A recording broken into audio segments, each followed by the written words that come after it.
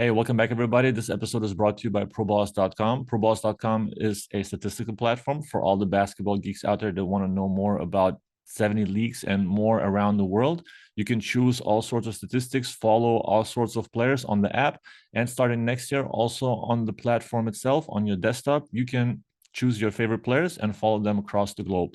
If you're interested more, please check out ProBoss.com and see you soon. On top of all that, Boris and me did a search for ProBoss.com on the platform to search his teammates and the opponents that he played against the most.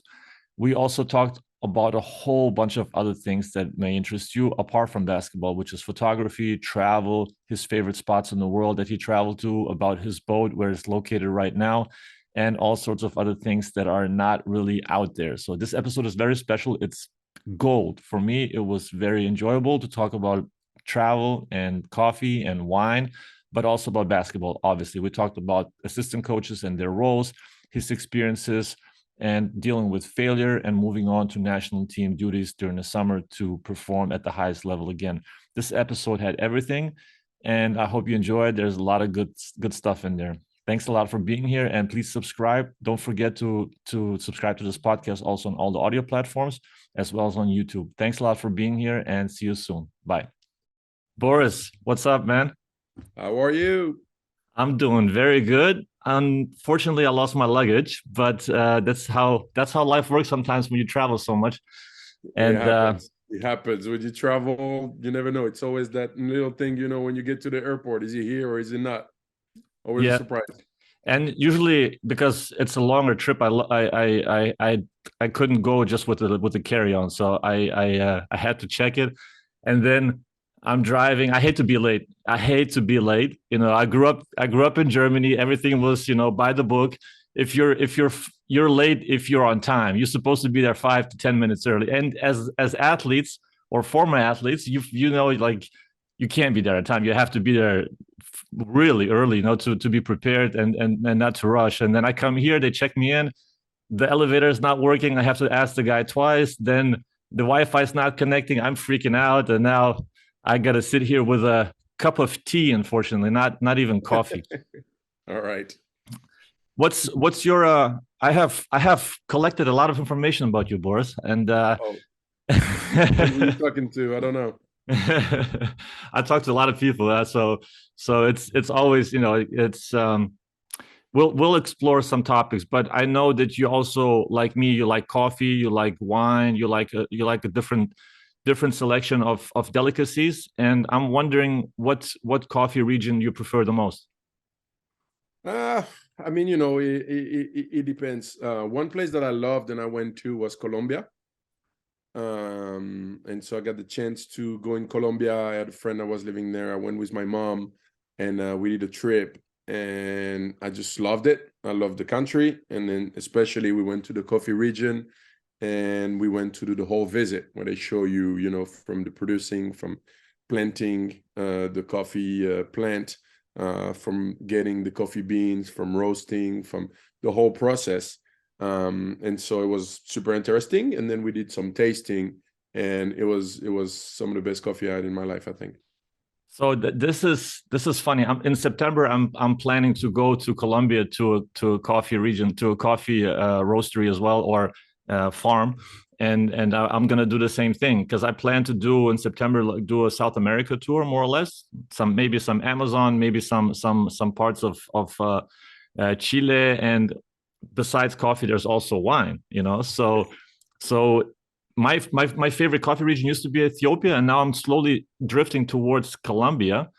And coffee, in wine, I prefer South American red wine and New Zealand white wine. What's yours? Well, Bordeaux, of course. I have to go with Bordeaux for the red wine. But I like to try different wine from different places. For the white, I go Burgundy, even though, it's the big fight between Burgundy and Bordeaux. For the red, I definitely stay in Bordeaux. But for the white wine, I go to Burgundy. But I also like the white wine from New Zealand. And same thing, I got to go, and I'm going for Christmas and New Year. I'm going to New Zealand. So I'm definitely gonna try some white wine over there. But yeah, there is so many places, so many different stuff. I got a chance to go to South Africa and, you know, try the white wine there. Same. I like the white. So usually red, I tend to like Bordeaux. I don't know if it's because I grew up in Bordeaux, but anywhere I go, I was like, okay, I'm going to try the local because I'm open-minded. But every time I'm like, no, there's nothing like Bordeaux. There's nothing like Bordeaux. There's nothing like Bordeaux. But when I go to try the white, then I like white from a lot of different places. I had some in Portugal that I love. Great white wine from Portugal. I had some great white wine in South Africa, great white wine in New Zealand. So I guess I'm more open-minded with the white than the red. The red, my taste is just acquired Bordeaux, probably because I'm just so used to it. So I do enjoy some of the wines from everywhere else, but mainly Bordeaux and red, and white I like to go explore. You're very patriotic when it comes to red wine, huh? You're the funny thing is about white wines in New Zealand. When I was in Germany or well somewhere else, it's very rare to find New Zealand white wines. You have to really search for it. In Lithuania, I don't know how they do it, what they do. They have all the New Zealand Sauvignon Blancs, all of the possible wineries that you can imagine, and I'm just exploring every different Sauvignon Blanc from New Zealand in Lithuania. So it prepared me for my trip when I went to New Zealand. Yeah, I think they export a little easier, you know, and more easily as well when they go with the white wines. Yeah, it's funny that to me this is not only the only thing that I want to explore, because I want to have all the delicacies that are going around, you know, chocolate, cheese, cocoa, and anything that's related to a delicacy that's a specialty that you can have different regions from and different parts of the world produce it. I'm trying to get my favorite region out of all of them, and I'm not there with the cheese yet. I'm with the chocolates. I'm somewhere like in Guatemala country, I think. Yeah, I mean, you know, and that's what is good about the different culture. They all got like a special dish. They have of like you know, special taste that they acquire, and so it's always good to go to a different country and try it. So you travel the world a lot, and you also like to take pictures and love photography, as far as I understand. You know, your Instagram is one of the best. I mean, that the variety of nature and the mix of different parts of the world. What is there any kind of scenic country you prefer to travel to, that you felt like that you remember right now? Yeah, I mean, there is so many, and there is actually so many stuff that I haven't put on Instagram yet. And I haven't put anything in a long time, for some reason. I don't really know why. But I will. For 2024, I decided I'm gonna put a lot, you know, more stuff, a lot more of my travel that, you know, I did take pictures, took videos, but I didn't do anything with it. So I think I'm gonna start posting a lot more in January, you know, and more related to traveling, you know, and less about basketball and all this kind of stuff. But for the places that I loved, anywhere, because I'm curious, anywhere I go, I always, you know, find something interesting to do. One that stuck with me from a long time was doing safari in Oh Southern yeah. Africa. And it was one of the first time that I was traveling actually as vacation, is when I got to the NBA, and then we had some finally time off, you know, in the summer, because even when I was in Europe and I was playing pro in Portes, you don't have a summer, you have 1 week, and then you have to go play national team. So it's really when I got to the NBA, especially my first 2 years, I was done in April and didn't have national team until June or July. So I had some time. And that's when I started traveling, and I went for the first time in South Africa, and that's when I fell in love at the same time with nature and photography, and really both together. I try to capture, you know, the beauty of nature and what I see over there, and that stuck with me because same, you know, I would go just for a short period of time, but just going 2 weeks, I felt like I took a month and a half of vacation, like just Yeah. because it's such a retreat. You know, you by yourself, there is no noise, Well, at the time, there was no internet, no phone connection, so you didn't get any phone calls. Actually, I got traded. I was on a safari. I didn't know I was traded. The first time I got traded because I didn't have service and I was on a safari. So I love that about it. I love that about Africa and seeing the majestic animals in their own habitat, living their own life, so much different than, being in a zoo. It was just, great to see them out and about and free and wild. That's on my to-do list for sure. That's something that I always wanted to do. And I know that nature to me started to be very soothing. You go there and it calms your soul. You know what obsession, and this is maybe for the listeners or viewers, they don't know, or sometimes some people may do know. I have an obsession with trees.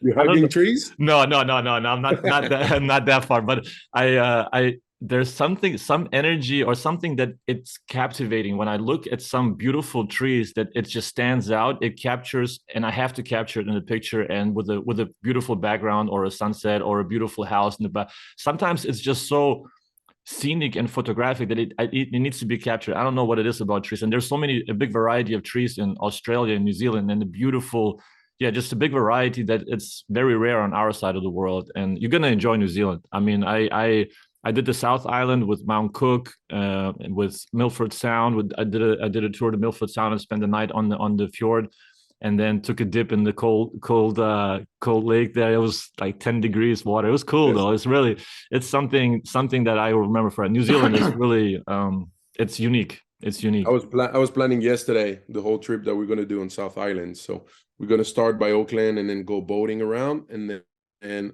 going to South Island, and I want to do a road trip. So, rented a car and going from place to place on the South Island. I'm going with my mom, so I cannot do the van. But if it was by myself, I would have do the van trip and sleep in the van and stuff like that. But with my mom, we're just gonna find, so a little B&B and bed and breakfast, and it's just a little more chill. But definitely, can't wait to experience, those beautiful landscape that you see, in Lord of the Rings and all these kind of epic movies that use New Zealand as the inspiration and to shoot the movies. So I know it's a beautiful place. There's there's another winery too on the South Island there, close to Queenstown. There's some wineries. I mean, it's really cool. But another island that I liked besides New Zealand was Kauai. Next to Hawaii, next to Hawaii. Kauai. That's where the Jurassic Park, Not Indiana Leonard. Jones. Sorry, not Kawhi Leonard. No, not the claw. So you ready to dive into some sharing knowledge podcast? I don't know if I have some knowledge. I'm not sure. You do. I mean, experience is knowledge and wisdom. So there is also some information floating around, and I was thinking that fits the description of this podcast. I'm gonna go circle of life. I usually do 4 quarters, with players, with ex-players, or with coaches. But with you, I'm gonna do a circle of life. So we're gonna go through the beginnings of your journey. That's before you in basketball, just how you grew up. Then basketball in terms of critical learning with coaches, what I usually do, and then going into retirement phase and touch on different things that I wanted to talk about. But it reminds me that Dos Equis commercial, the most interesting man in the world. Of course. And I heard that you got that nickname. You're the live version of the most interesting man in the world. Yeah, in San Antonio, they did it in one of the magazines where they call me the most interesting man in the NBA. All right, so let's explore the most interesting man in the NBA. Good. You went to a Montessori school when you were young. So that's something that I always wondered of, how, for people who know, Montessori school impacts you in terms of creative thinking. It lets you the kids explore their fantasy in terms of teaching themselves or teaching each other, correct? So it was kind of a Montessori. That was Montessori before Montessori, actually. So the method is different. It's called Freinet, but it's kind of the same idea. So the idea was we didn't get grades. So I didn't get grades until I was like probably like 13 or something like that, or 12. I don't know exactly what age is that. But before that, we didn't get ABCs, or we didn't get, score out of 10 or score out of 20. Basically, you could pass or not pass different drills that were harder and harder, basically. So that's what it was. So you had, everything that everybody's doing. You had math, geography, you had, French, technology, you had art, you had all kind of different stuff. But for the learning, basically, and what he does, and I love it. I love that I did that kind of school, and I think he helped me a lot, is that each kid self choose how much work he's going to do that week. Basically, the teachers are still there, first of all, to help you if you got a problem and the math problem is too hard. They here also to make sure that you're not, lazy and like, okay, I'm going to do one drill.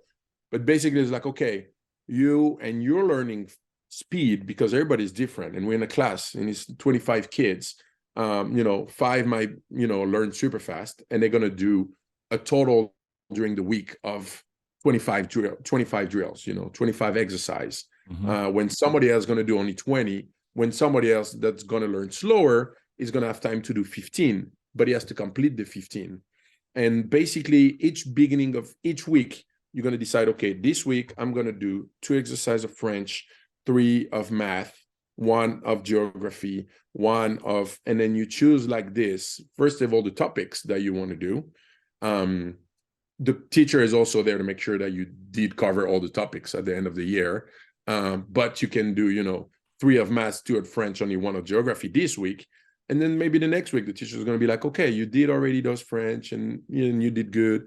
Do you want to do 2 of geography this time? And, 1 of math. And so they kind of steer you one direction, but you really feel empowered by like, okay, I'm choosing that this week I can do 13.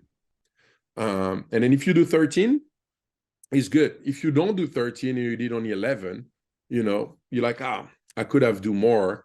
And if you can do 15 or 16 and you say 13, you're super happy. And because you choose yourself that number, that push yourself to say, okay, I want to make it. I'm the one that say 15. It was not imposed by the teacher that tell me you got to do 15 exercise. So if I say myself, I'm going to do 15, it's like when you're happy when you finish something, when you finish a job, when you do something good, you're happy about yourself, about a self-achievement.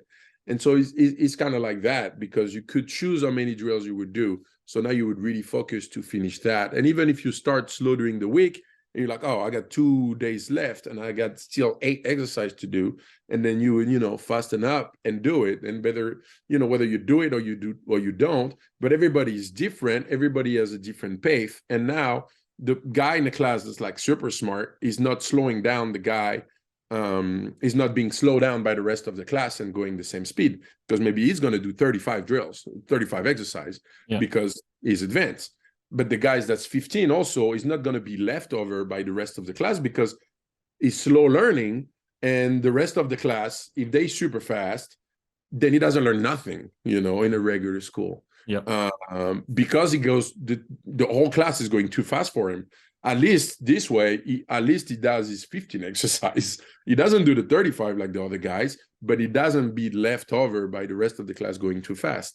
And then the teacher is going to spend more time with him, try to help him to catch up and make more and more exercise.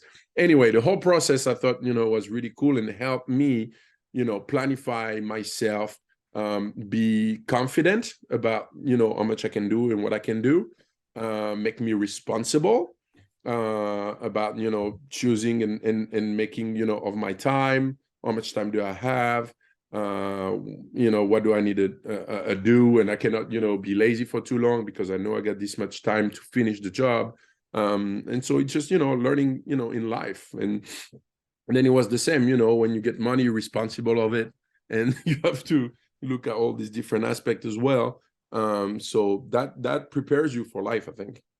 So there's a couple of things I wrote down that jumped to me right away, because there's a couple layers to that. So you said it teaches you to be responsible, accountable, and to take matters into your own hand. And then and there's a little bit of competition in there. I feel like I'm trying to always relate to basketball a little, because you're trying to compete against the number that you set to yourself.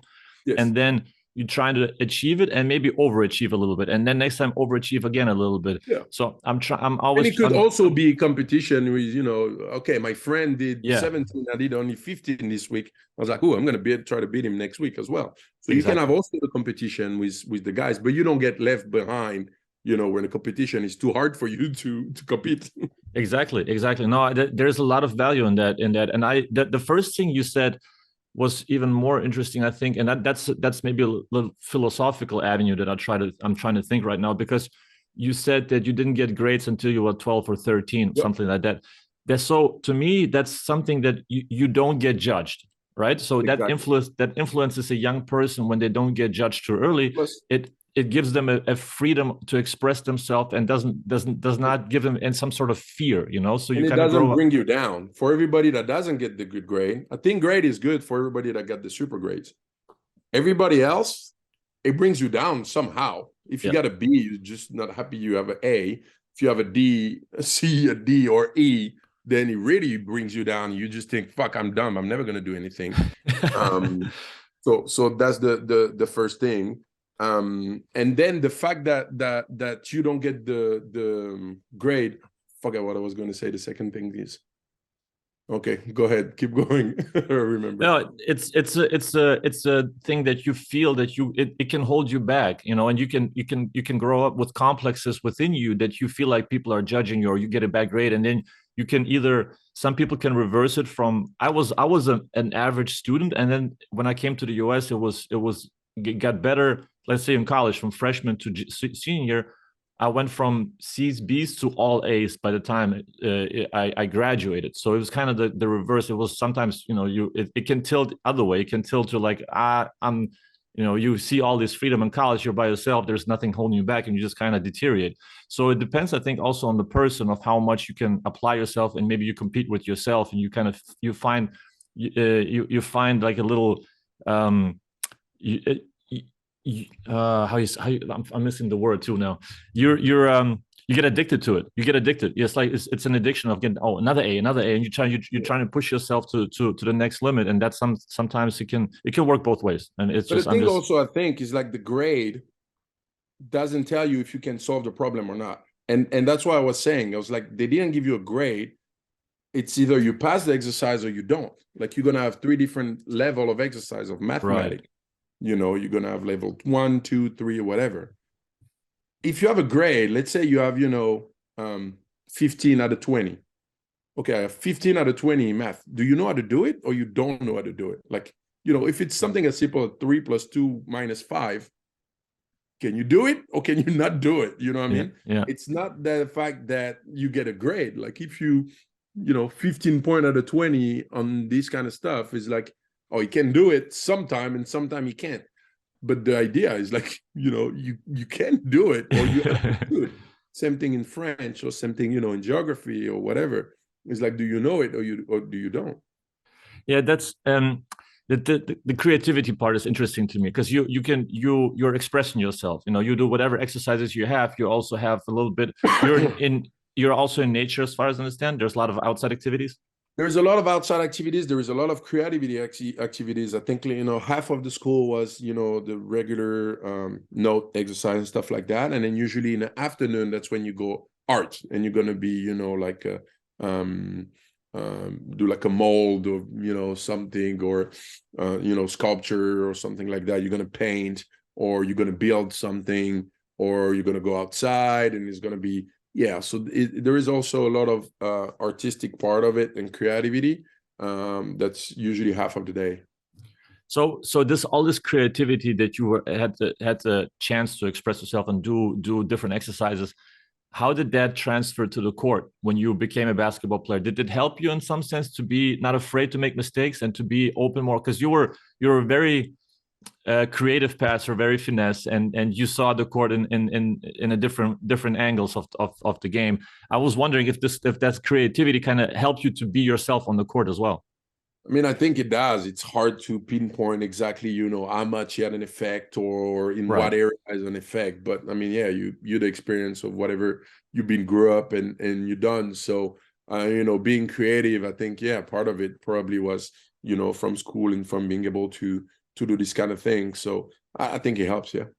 Because it's there was risky passes involved, you know, and you growing up where you're allowed to make mistakes and you're not being judged, I think it frees up a different aspect, different angle of your personality as well. And you're explorative, you know, off the court, on the court, you're more open to different experiences. And that way on the court, you're also more open to not being afraid to make a mistake. Yeah, but I was not, you know, no daredevil either on the court like Michael, you know, or this kind of stuff. Yeah. So I was still careful. I was still the guy that wasn't, you know, taking too many risks either. And I could, you know, manage the risk reward aspect of it. But yeah, I think it's more the managing risk reward was more of an aspect that I had, being able to, yeah, maybe trying some things.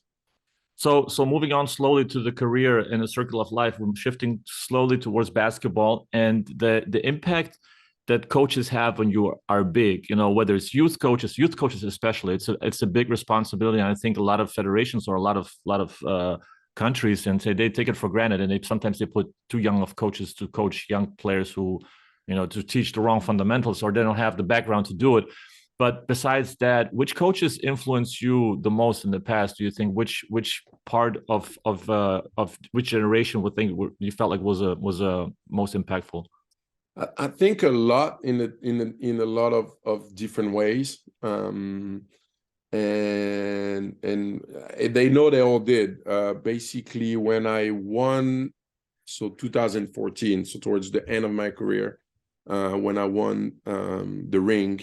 I made the replica that you can do all the replicas for family, friends, and stuff like that. And so I made the special one that you put like an office inside, like a crystal or something. And I gave to all the different coaches that I had growing up and building up to, you know, wherever I was and the way I was now. And so, yeah, I think a lot of them in so many different ways. The first coach that I ever had, you know, just brought the joy and the passion, because when you're a kid, the first thing you want to do is play and have fun. And the guy was just all about fun. Yeah. What age? What age? Practicing. And when I was 11, 10, 11, you know, 12-year-old. Yeah. So this one was all about the passion and the fun and making jokes and during practice. And I would just remember that. Of course, you know, we were like kids and acting up. So he make us doing push-ups and stuff. But all we remember, and all my friends are the same because, you know, still have the same friends from that time. All we remember is, you know, the joy that we had. We were just laughing and having fun on the court at that time. So that was, you know, the first one I think is the more important. And then, you know, you want to develop and get better. And so I had some others that could do the same, you know, be tough on you. And at the same time, you could, you know, feel the love from your coach. It's like tough love, you know, and stuff like that. So I had that as a young age as well. And that definitely, you know, helped me. And then all the coaches that I had after that, everybody is bringing a different aspect. Everybody's bringing something of the player you become. So that's why, like, all these coaches are all, you know, got him a ring for that, because they were part of it.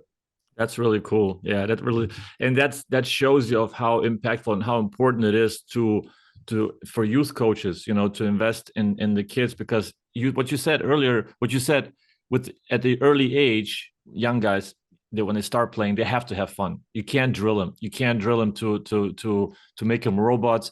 They're gonna lose the joy. They're gonna lose the fun, and you may lose out on some talents. You know, so at the young, I might have stopped. That's why I said the first coach is so important. Like, if it was not fun, I might have stopped playing basketball when I was 12. You know, so exactly. The first couple of years was super important.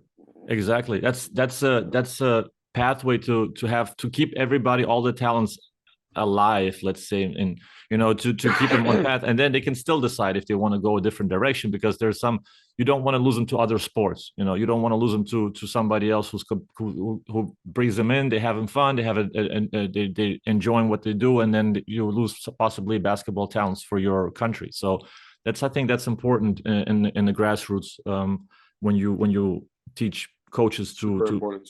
yeah.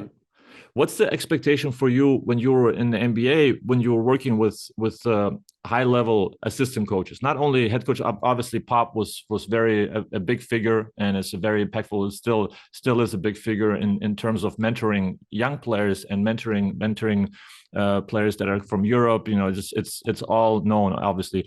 But what role did assistant coaches play to you?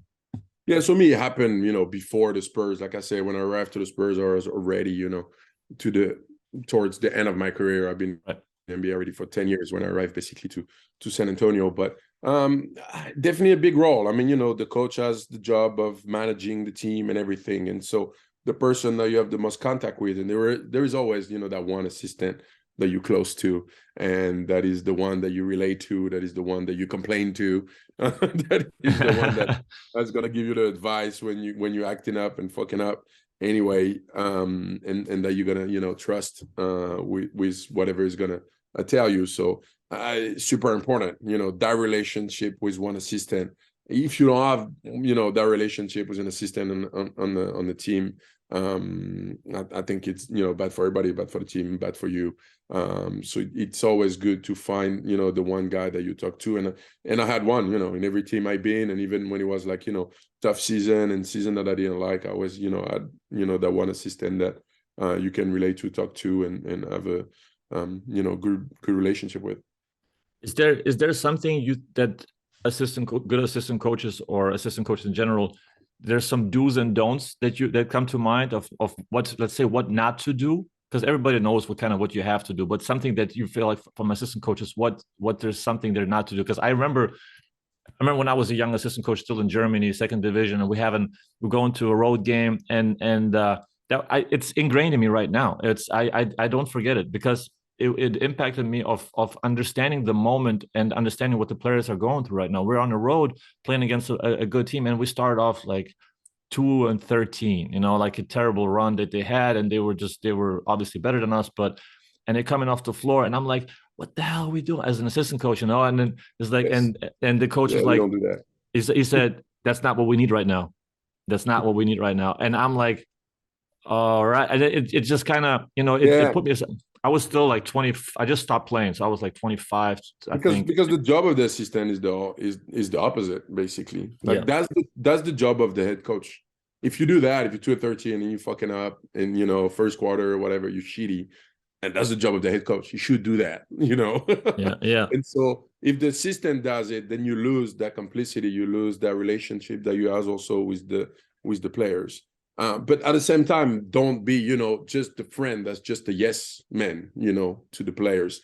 What you owe the player, you know, when your assistant, is also, you know, the truth, you know, to be able to tell him when he's not doing good, to be able, it's not just, you know, oh, okay, it's all right, oh no, you're good, don't worry, you know, because if the coach is saying they're not doing good, you know, you're not just there to tell them they're not doing good. They're doing good, and saying the opposite of what the coach is saying anyway. But you should be, like I said, a role of that person that the player can trust, because it's fair, not because just you're always nice with him or always agree with the player, because, you know, you talk enough and you're close enough that you can tell him the truth. But at the same time, you're not the one that's, you know, just yelling out of the gym and stuff, because that's the job of the coach. And then you have to, you know, let him know that, you know, of course, we're not doing good. I'm not going to tell you we're doing good, but hang in there, grind it, and, you know, we'll do better. Yeah, that's something that not all assistants, sometimes assistants also, they're, like you said, there's a lot of yes men, you know, they're just afraid to say something that's contrary to what the player is feeling. But do you, because you know Lassi Toivonen, who is the head coach of Finland and now the assistant coach for Virtus Bologna, he said that when he goes talk to veterans or veteran players, he is more keen on listening to them, because they have much more experience, and he asked them questions of what they see and what to do. What do you think about that? What's your relationship with when coaches come up to you and ask you what you see?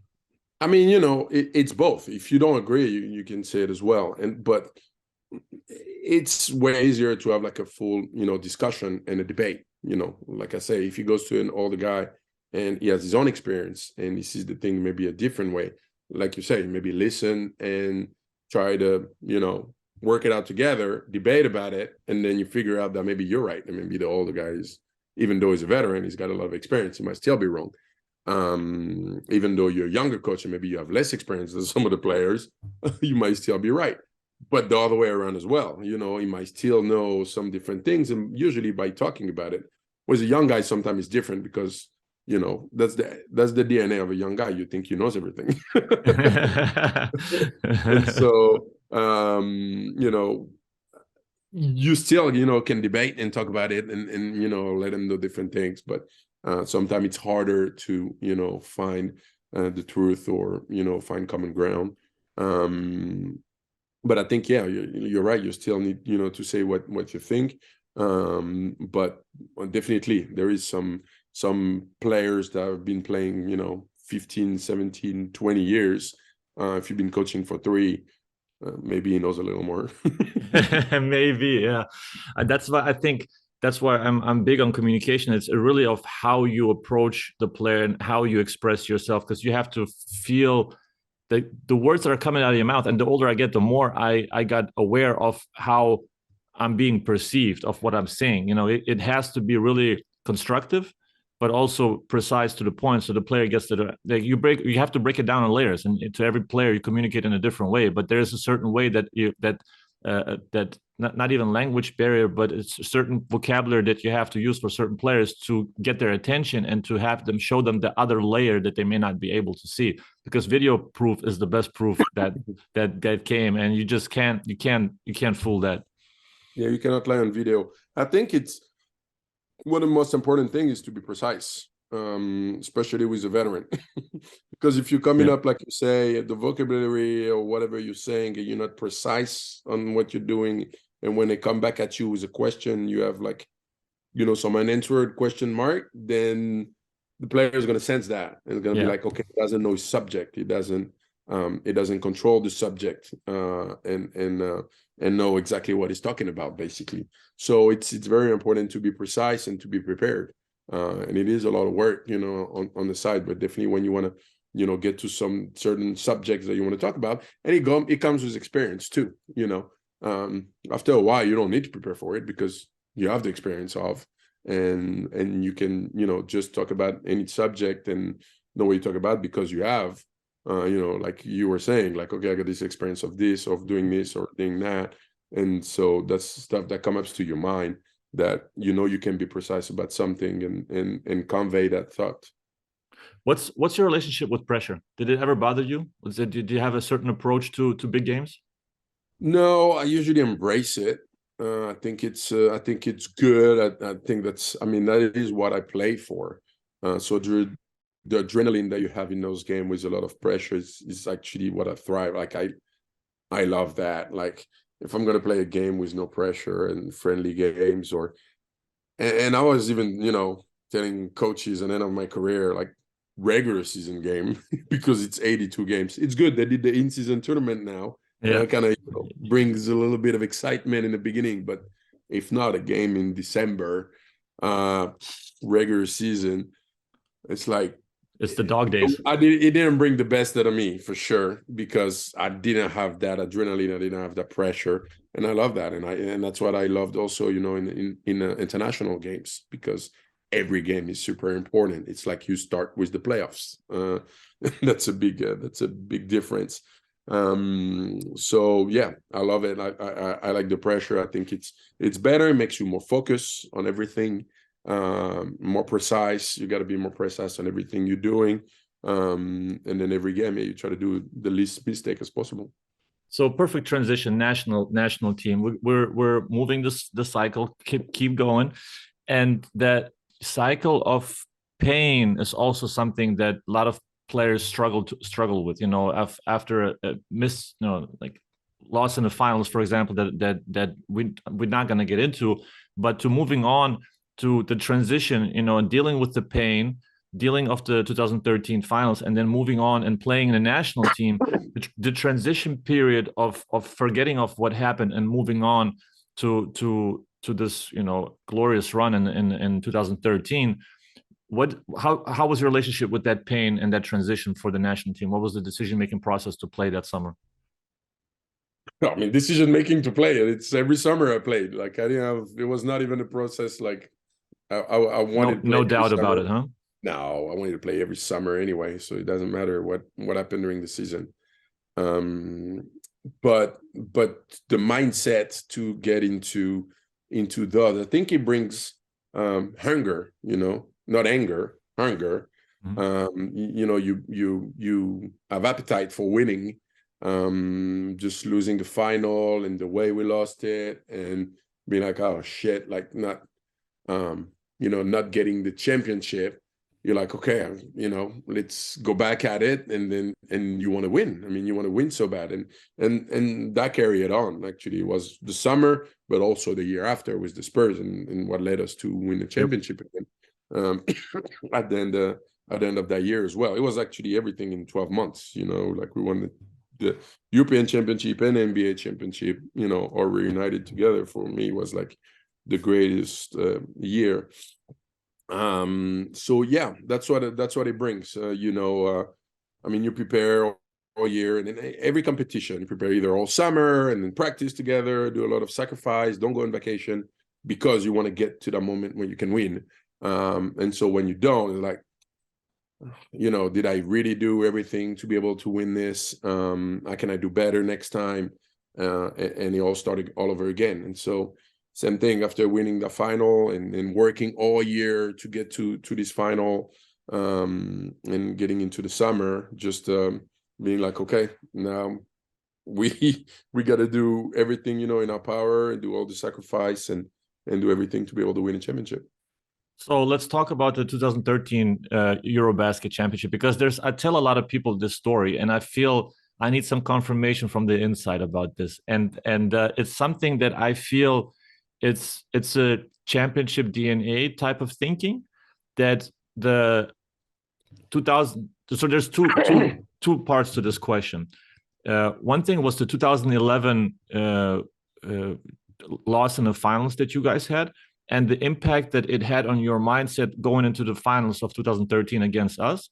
That's the first part of how you processed it and how much you remembered that, versus also seeing us emotionally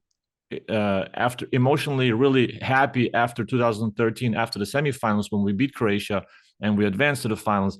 And that for us, that was something that was, I can compare it to this summer of when we beat the US. We just emotionally let everything go, and then we had a young team. It was very, very hard to collect all those emotions together again and to prepare yourself for the next game. You can front, you can say like you're doing it, you forget about what happened, and you just kind of we're ready for the next game. But in reality, you left a lot of your soul on that game that you just won, and the celebration, or the happiness, the happiness factor in the locker room, which is all normal, but to a degree you have to keep it inside. So I'm wondering of those two parts, that 2011 loss and the memory of it at breakfast on the day of the finals.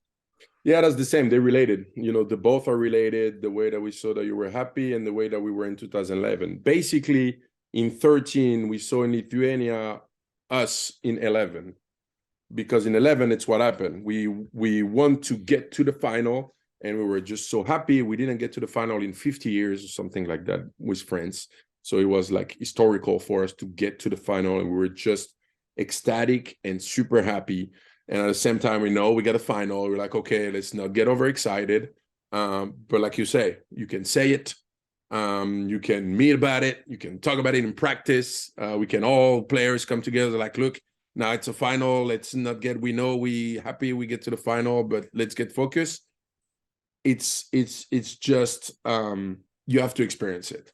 And that's the tough part. And then the problem is, even we said it in 2011, when we said it in 13 was very different because we lived it in 11. And so we could use that experience. And so if it's not the same team, like you say, the team now that did it against the US now, yeah, but it's not the same one that was here in 2000. It's not the same people. It's not the same players that was here in 13. So they haven't lived it. You can say, oh, look, our ancestors lived it, 10 years ago. It doesn't relate because it didn't hurt you personally inside, in your heart, that it hurt so much, to lose that final. it's after leaving that you can have, you know, the experience to the next time we won the semifinal. It's almost we're not even happy because of what happened 2 years before. If it was the first time that we won the semifinal and went to the final in 13, we probably would have been as much, you know, ecstatic as Lithuania. Now we both, so maybe it's, you know, game. Plus, but we had because we faced each other already in the second stage, and we it is hard to beat the same team 2 times because we won against what are these balloons? Do you see these balloons on mine? I know, yeah. Is it because I cough? I don't know. I don't know if it's gonna be whatever the balloons are on my screen. I don't know. I don't know what that is. But it's hard to beat the same team twice in the same tournament. That's one thing. But the more painful thing was after moving on was that we did the same thing in 2015, you know, and it was another layer that we had a couple new players. There was the core was still there from 2013, but it was still a little bit different because you qualified already for the Olympics as well. So there was another pressure release, you know. So it's a big psychological challenge, I think, for teams and players, especially in leadership positions. You have to have a veteran team to bring it together and to keep the mind in place. And we had the same when we beat the US in 19 in the World Cup, and then we lose against Argentina in semifinal. That's the thing, you know, you can talk about it, you can share your experience, but sharing your experience is sharing by talking about it. You cannot share the feeling, you know, you have to feel it for yourself. Yeah, that's the experience part that everybody that went through it hopefully carries on with it. So we're moving on slowly to retirement, and my thought process was, or my question was, what was your thought process? What was the approach that you had leading into retirement, and how did you make the final decision of moving on to the next stage of your life?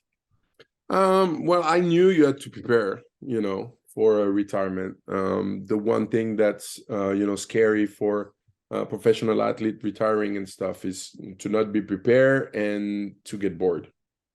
Because, you know, we got enough money to retire. That's not, you know, some people preparing retirement is preparing enough money to leave. We have that. We have enough money to leave. But now, you know, what we're going to do with our life. And so, I mean, it could be tough. There's, you know, some mental health and all this kind of stuff. So we're being prepared and, you know, talk about, especially in NBA, we got all these meetings. I want to tell you to get prepared, do different stuff. So, I mean, I'm of nature curious anyway. I always, you know, like to know, discover and stuff. So I knew I wanted to travel. I knew I wanted to see different things. I was also scared to be bored. I was like, what if, you know, I'm home for like 10 days and then I'm looking at the wall and I'm like, what am I doing? So you don't want to get bored. I wanted to travel, and I love to travel, and I can do it nonstop, basically. When a lot of people, they like travel for a little bit, it's like, oh no, I gotta, you know, settle down and be at home for like a month or something. I was like, no, I can move different place, you know, every 2 days. But that's luck that, you know, I'm made that way. So I did prepare for that. I was like, okay, I want to travel. I want to go to different places. And 5 years before I retired, I was like, okay, you know, when I retired, I didn't know what was the date. Obviously, I was like, I retire somewhere in 5, 6, 7 years. I don't know. What do I want to do then? And I already love, you know, traveling, taking pictures, going to different countries. And scuba diving. Scuba diving was another one that I really loved.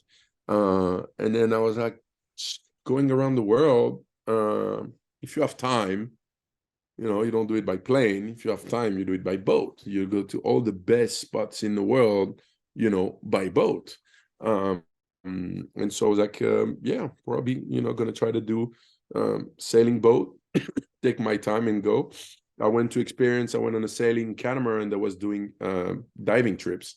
And I was like, that's the perfect setup. Like, they have everything to dive on their own. They don't need a dive center, which means you can dive remote places. You don't need a dive center somewhere. You can dive where nobody never dove before.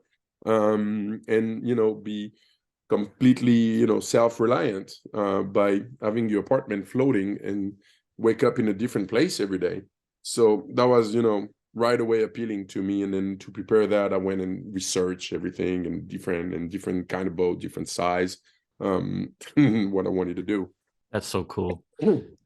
And so that's when I went for it. And to know when I was going to retire, I mean, I tried to play, as much as possible, but then I played, so I got traded to Utah my last year, got to Utah, loved the place, still got my house there.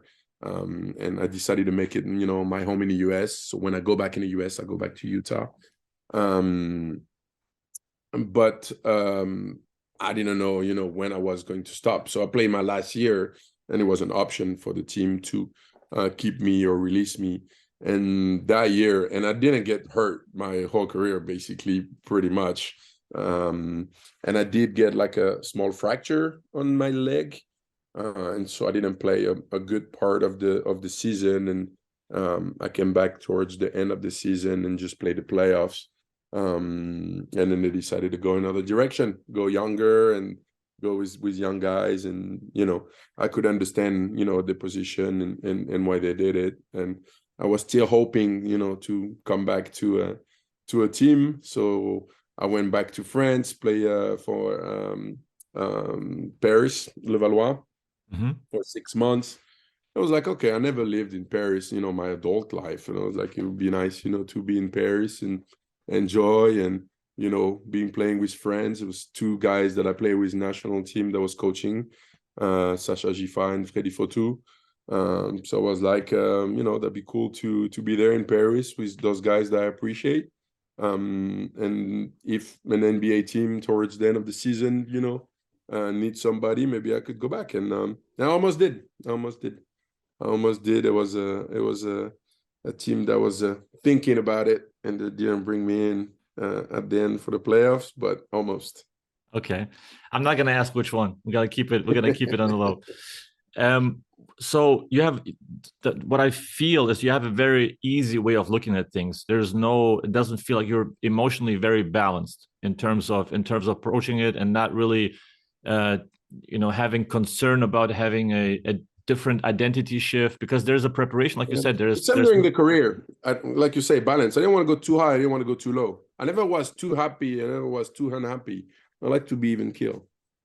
Yeah, you can sense that, because a lot of and I don't have that. I have that emotional high and very, very much emotional low after a bad summer with the national team or something else privately happens. It's just very, very fluctuating, and I'm trying to learn the way of balancing the emotions. And that's something that I ask usually former players of, what kind of deprogramming did you have to do? Because there's some learned behaviors you have as a player that you can't use in regular life, like emotional control, anger, in the court. There's so much competitiveness that in real life they look at you crazy if you're losing your mind somewhere, complaining about certain things, like on court, referee does something, you just lose your mind, and somebody in check-in does not know what they're doing. So that's the thing. Already in my career, I was, even balanced, even keel. And so it was the same. It's the way to see things, everything is relative. So I relativize everything and just think that, could be worse or could be better or could be, so I'm like, that's how I make it easy. That way. The one thing that you miss the most from the game, is the competitiveness and the adrenaline that you have from the game. So what I was telling that I love about, playing was the pressure of the playoffs, of the finals and everything. And that's why when I came back, I could have played longer, in first division in France. I could have played a couple more years, even though my body was like hurting everywhere, knees, back and everything. But I didn't find that again, from when I left the NBA. I didn't find again that pressure and everything that you could feel in that adrenaline that on the court, playing those big games on the highest level, on the highest stage. So that you miss, and then you try to find by other things to have adrenaline, And like I say, I love diving, and I love some tag diving, some stuff that are a little more pushy, The sailing sometimes can be adrenaline, and then you're getting some seas. So it's also, keep me balanced in some of that. And then I like, to give myself like a couple projects and stuff. I hiked Mont Blanc the year I retired, 1 year after I retired. So, for my big body, and then I was already eating a lot that 1 year after this, after I retired. So it was tough for me to get to the top. So I always, find some stuff that's gonna, keep me alert, keep me competitive, keep the adrenaline going a little bit. Keep you on your toes. How many days did you have to climb? How long did it take? It's 3 days, and then you go, and then you stop, and then you go, you stop, and then you go again. There is different stage where you find and sleep in altitude, but it was long. I had huge blisters. I didn't have the right equipment because I had custom made shoes. It took 1 year to make the custom made shoes for climbing because I couldn't find my size anywhere. And so I received them 1 week before I went, so I couldn't, when you make the shoes and make them use. So it was like brand new shoes to climb up. So big blisters. It was tough. And it was, high, long, just going up the whole time, very steep. So, but it was one of the hardest thing I had to do physically, in my life, because it's long, a game is 2 hours, and you have some tough game when you get out of the game and you're dead tired, but here you go for 3 days. So it was one of the hardest thing, but also, super happy I did it. Yeah, that's also on my to-do list, climbing a mountain. That's something that I will do at some point. How is playing in the 11th division in France? How is that treating you, and how is that covered? 13. You sure it's 11? Oh, maybe my information is not correct. National 1, National 2, National 3, R1, R2, R3, D1, D2, D3. Yeah, 11. 11. Okay. Yeah, all right. You're right. How is that treating you? How did you come about? It's tough.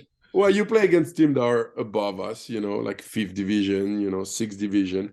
But it's good, it's good fun. The main idea was to play with some of my friends. And so, like I was saying, I'm playing with guys that I used to play with when I was 12, 13, 14 years old. And so it's good to be back, together after 25 years. Last time we played together was 26 years ago. And then go and take on to this challenge, and it's fun. That's awesome. How's Simon's knees? Simon's knees are fucked up. Like he cannot. He's limping the whole time. He's gonna tell you, "Yeah, I'm good." But after 5 minutes, he's limping. The first 5 minutes is okay, and then he's limping the whole time. Sounds like me. Sounds exactly like me. I guess we had a pickup with the staff a couple of years ago, and Brad Stevens had it. We played 3-on-3 in the summer when there was some lag time.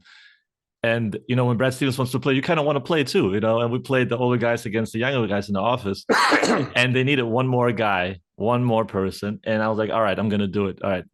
Man, and we were up 3-0. Like the series was to best of 7, and we were up 3-0. And I was hitting on all cylinders, 1 game, 2 games, and then slowly started deteriorating. And we lost the series 4-3. My knee was swollen. Like this for like a month. And I had to go to vacation to Bali with my girlfriend at that time.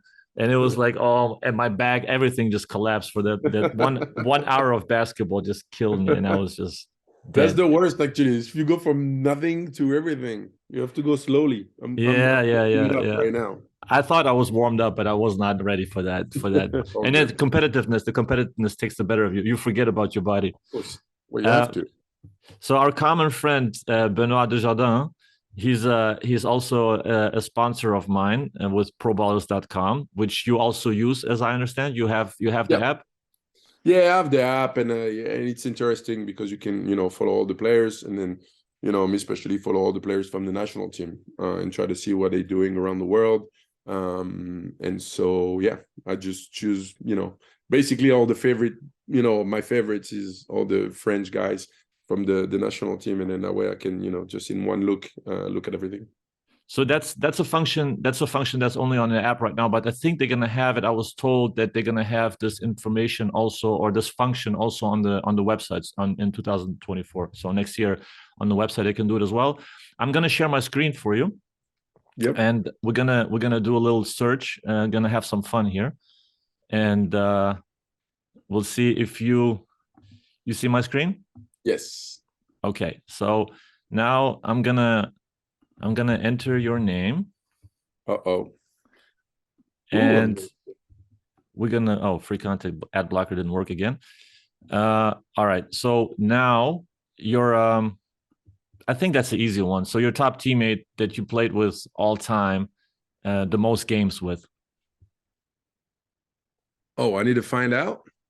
Yeah, what's your best guess? Oh, the guy that I played the most game with? Together, yep. Wait, Tony? Tony, 100%. I mean, it's not even close. Yeah. So Denny Green was the Spurs guys. Wow. Okay. Yeah, Tony, Denny Green, Tim Duncan, and Florent, yeah, in the middle. Beatrice, yeah, he's right there.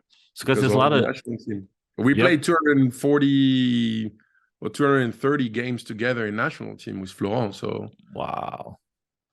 Yeah. So and Tony, same. We played 200 games together plus 300 with San Antonio. That's why we're so far. So if we go here now into Tony, there's the, like you said, the 149 national team games here. Yep. 347 with the Spurs and 6 at the under 18s. You guys won this under 18s, right? Yes, we did. What did you remember from the final? Amazing. The last basket from Ronny Choryav.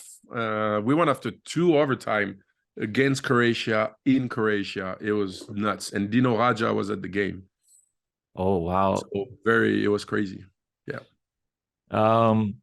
So another function here, if we go into opponents, that's something maybe more challenging. That's so the opponent you played against the most.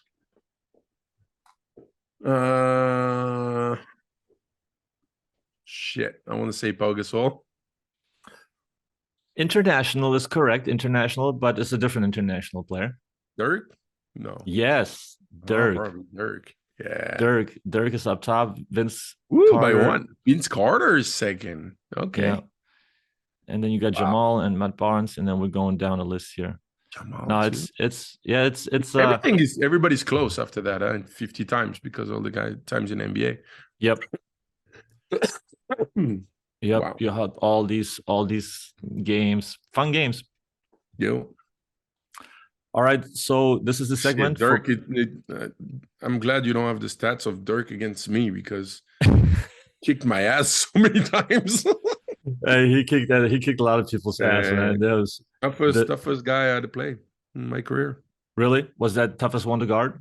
Yeah, I always say it's different because I play different position. So when I was playing forward, the 2 guys I had the hardest time against was Kobe and T-Mac.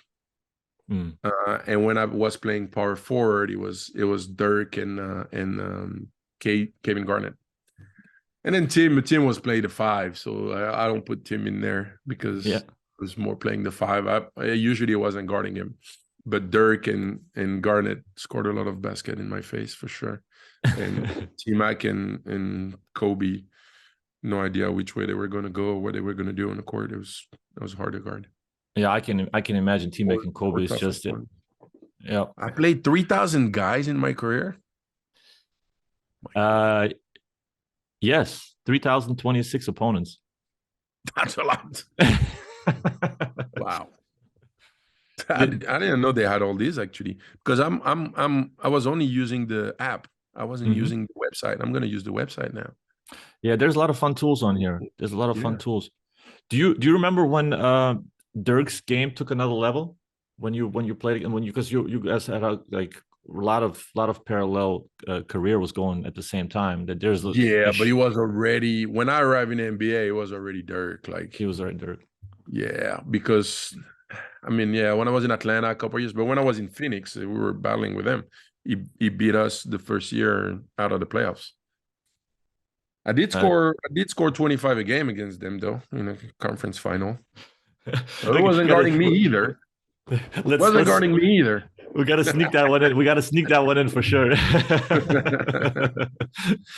No, this platform is fun to use. There's a lot of goodies on here, so I recommend everybody to go to the website as well. And as I said, next year they're gonna have the function of also putting your favorite players on there and following them easily on your desktop. So to move on, and usually I do I do ATOs at the end. So I don't draw plays, but I'm gonna shoot quick questions at you, and the first thing that pops into your mind that you feel like that is That's when you say something you don't want to say. they're not think about it. Go ahead. they're not that crazy. They're very humane. So the most memorable bucket with your left hand, Boris. I was telling somebody, and he did not believe me. I don't know if you can find that on Pro Bowlers. I don't think I ever scored a bucket with my left hand. Wow. Ever. Ever. Nothing that I remember. I know with the Spurs I didn't. You can check that with Cheap England because he was counting. He's counting all the offhand buckets. And, you know, at the end of the week, he was like, okay, the guy that scored the most offhand bucket is, and then it's always somebody. And it was like a ranking. And I was always last, always 0. And then I never scored one offhand. And one time he put one offhand, but I don't think it was like a bucket. It was more like a tip in. You know, the ball was coming out and I just basically tapped in and he went in. But I don't count that. And if I don't count this one, I don't think I ever made a left-hand bucket in my career. We can tell everybody now because they cannot scout me anymore. I'm retired. But I never did. All you had to do was take off my hand, my right hand. So, okay. All right. Let me sidetrack that. I should have told that Lithuania in 2013. so I'm gonna make a pause on these ATOs right now, and I'm gonna ask you because you prepare a game plan, and when he turns to his left shoulder, you got to be there on the trap, or you make him think about it, you make him turn the other way, you got to keep him guessing. What was the best way to defend your right hand? Oh no, somebody found out. No, but I remember, and Tony was telling me that Pop was going nuts when I was going to score because it's like, if Boris is going down the middle, and score with his right hand, I take you off the court. And every game, I was doing it every game. I would go left. I just wouldn't shoot with my left hand. So I could drive left and then do the quick right hand, So I would drive left and then go quick like this. Or then I would fake going to the left and then come back to the middle. Or when I go left, I would fade away and shoot with my right. But I would never go finish with my left hand. So it was not like, okay, just push him left, because I could go left. I could drive left. I was just not finishing left. So it's kind of like the slippery eel, I think it's called. We're just gonna go underneath and go with the opposite, with your strong hand on the. Yeah, most of the time I would drive to draw the help and pass the ball anyway. Yeah. So. Most memorable picture. Back to the ATOs. We gotta do the ATOs here because the referees are calling technical fouls here. Oh, my bad. No. That's not. That was a joke. What was the best picture you took that comes to mind in nature? The first thing that comes to mind was the best scenic picture you took. Well, I have a couple in my room, so I think the one that comes to mind, my favorite one is Botswana, an elephant going to drink water with sunset. Okay, I'm gonna take you to it then, because it's right there. It is in my room. This one. Oh, what, you took that? Yeah. Wow. That's the favorite one that I took, and that was in Botswana. Wow. And the other favorite one is not here because it was taken later on. Those were like some of the first pictures that I took. So yeah, that was my favorite one. That's cool. Yeah. That's cool. So you took it was one of a leopard, but because it has been raining, the leopard was all wet. So it's like a wet cat, when they don't look grumpy, but it's like laying down on the tree. Maybe I'll try to send you the picture if you want. But it was like laying down on the tree, and because the dead tree, but when they wet, they have like this color of the wood is really coming out with like all the hair all wet. It's one of my favorite as well. That is cool. Do you use a specific high resolution camera for that? I mean, yeah, I use the Canon, same one that I use basically that they shoot us at the NBA games. So the fast ones and good resolution one. Interesting. That's so cool, man. That's right down my alley. Taking pictures. I'm just not savvy with the big camera. I just use my iPhone, and I hope that it's going to be a really, because the new iPhones, they're pretty good. I mean, you can It make is some good better and pictures. better. Seriously, it is better and better. You can do a lot of stuff, but there is still some stuff that you can do with it. Yeah, So. night photography also, like night that just. So another project that I'm going to do is going to go see the Northern Lights at some point. That's something that Yes, I want to do that too. I haven't found the time yet. I haven't found the time. Best worthwhile personal investment. Best what? Worthwhile personal investment. So personal investment or money-wise, investing in something or investing in myself? Personal, that you invest in yourself. I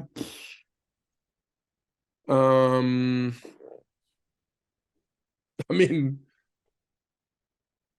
I would say, just, but he was having fun, it didn't feel like an investment, but just, playing basketball that brought me to where I am and made me discover so many things that, I have been discovering now. So, yeah, that's what I would say. Okay. Well, location of your boat right now? New Zealand. All right.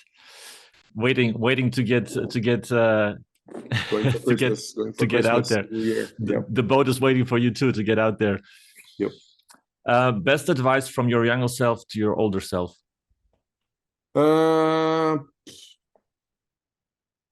Enjoy every moment. And I guess I told myself when I was young, because I did it. I enjoyed every moment, and I'm still enjoying every moment right now. Life is short. You don't know what's coming on, and I think we all, and every basketball player also had this realization. When the tragic accident of Kobe happened, this kind of stuff. You're like, even after your life, and you're like, okay, it's the time to actually enjoy the time off that you have to do a lot of different things, and it can be cut short any time. So enjoy every day. You never know. You never know. Yep. What's something you believe that other people think that it's crazy? Is there something special you believe in that other people think that you're crazy for that one? Apart from the string theory. Okay. The theory of everything. The theory of everything. Yeah. No, I don't know. When you say that, that's the first thing that comes to mind, String theory, huh? Well, no, I believe I'll go to space one day. I don't know how and how long. Hopefully, space travel will become cheaper than it is now. Yeah. But I believe I will go one day. Certainly hope so. I think it will get there. Just listen to the episode with Lex Friedman and Jeff Bezos, and it's coming. It's gonna get cheaper and cheaper, and at some point, it's gonna be out. We're gonna be out there. One skill you wish you had? I don't really do, but it would be different if I had selfish. If I was more selfish during my career, I would just have a bigger boat. That's the only difference. I think I would still do exactly the same thing I'm doing now. It's just the boat will be bigger, and I don't need to, because it's the right size, and I don't need it to be bigger. But that's what I'm saying. Like, if I had that selfishness in me. Biggest pet peeve? What's the pet peeves again? Pet peeve is something that triggers you. Something like, for me, it's a wobbly coffee table. When I go to a cafe, I sit down and the coffee table is wobbly. I got to change the table. I just can't. That's a pet peeve of mine. I am a maniac sometimes for some stuff. So what would it be?